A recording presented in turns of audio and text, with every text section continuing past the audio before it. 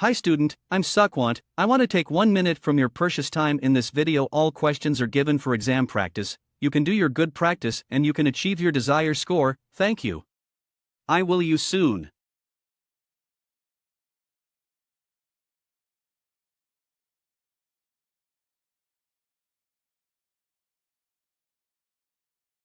Welcome to Stanford University Business School, which always promotes leadership in learning, management and delivery of goods and services. We are not only delivering services but also making sure good quality. It is clear that educational purpose is to learn management and leadership. You should realize your own responsibility through accomplishing assignments by yourselves instead of depending on others. Profit and non-profit institutions like Stanford University provides learning, while business school is providing learning management. You should realize that the responsibility and accomplishments achieved by others don't indicate what you are capable of.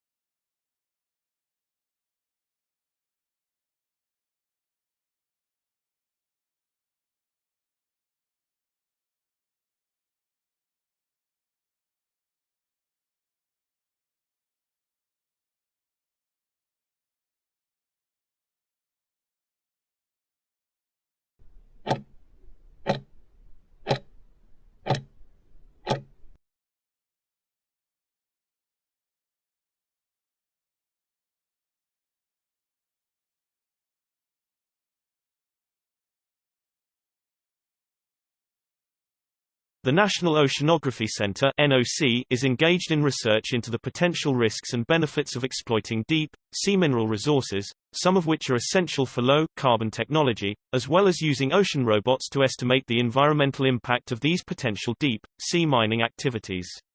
Late last year, the NOC led an expedition on the RRS James Cook that found enough of the scarce element tellurium present in the crust of a submerged volcano that, if it were all to be used in the production of solar PV panels, could provide 2/3 of the UK's annual electricity supply. Recently, the NOC also led an international study demonstrating deep-sea nodule mining will cause long-lasting damage to deep-sea life, lasting at least for decades. These nodules are potato-sized rocks containing high levels of metals, including copper, manganese and nickel. They grow very slowly on the seabed, over millions of years. Although no commercial operations exist to extract these resources, many are planned. Professor Edward Hill, executive director at the NOC, commented, "By 2050 there will be 9 billion people on Earth and attention is increasingly turning to the ocean, particularly the deep ocean, for food, clean supplies of energy and strategic minerals.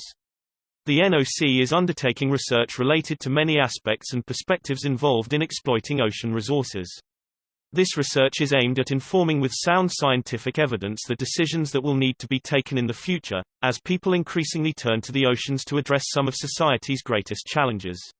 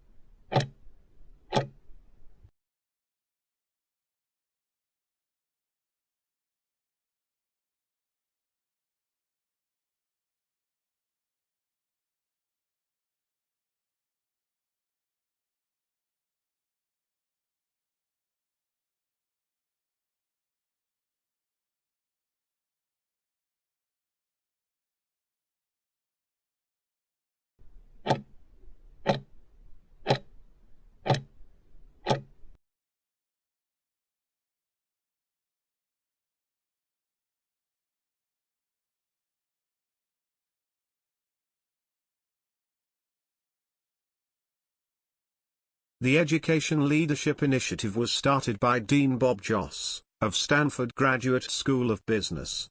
He talked a lot about the importance of education leadership. Education leaders need to be dynamic and entrepreneurial change agents. Managing is not enough. Increasingly, leaders must rise to the challenge of changing their organizations through innovative, problem-solving strategies. So we are combining forces from our School of Education and School of Business to support the development of management skills and leadership capacity for current superintendents and other central office leaders. The purpose of School of Education is learning, while the purpose of School of Business is management. Now many institutes are providing education leadership learning opportunities, for profit or non-profit. We want to make sure that here at Stanford, we are not only delivering the services but with good quality. The program incorporates case studies and research-based presentations, discussions, and exercises. Participants also collaborate and build relationships through group work. However, they must realize that it is their own responsibility to achieve and accomplish. What others can do does not indicate what you are capable of.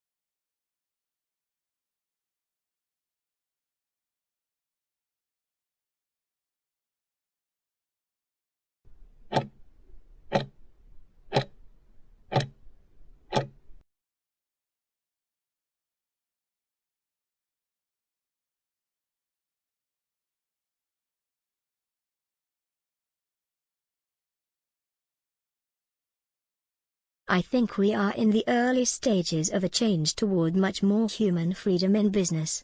And I think this change may be as important for businesses as the change to democracy has been for governments. The reason I think that's happening is because it's now possible for the first time in human history to have the economic benefits of very large organizations. Things like economies of scale and knowledge, and at the same time to have the human benefits of small organizations. Things like freedom, flexibility, creativity, and motivation. The reason I think that's possible is because information technology has now reduced the cost of communication to such a low level that it's now possible for huge numbers of people, even in very large organizations, to have enough information to make sensible decisions for themselves instead of just following orders from someone above them who supposedly knows more than they do in a management hierarchy.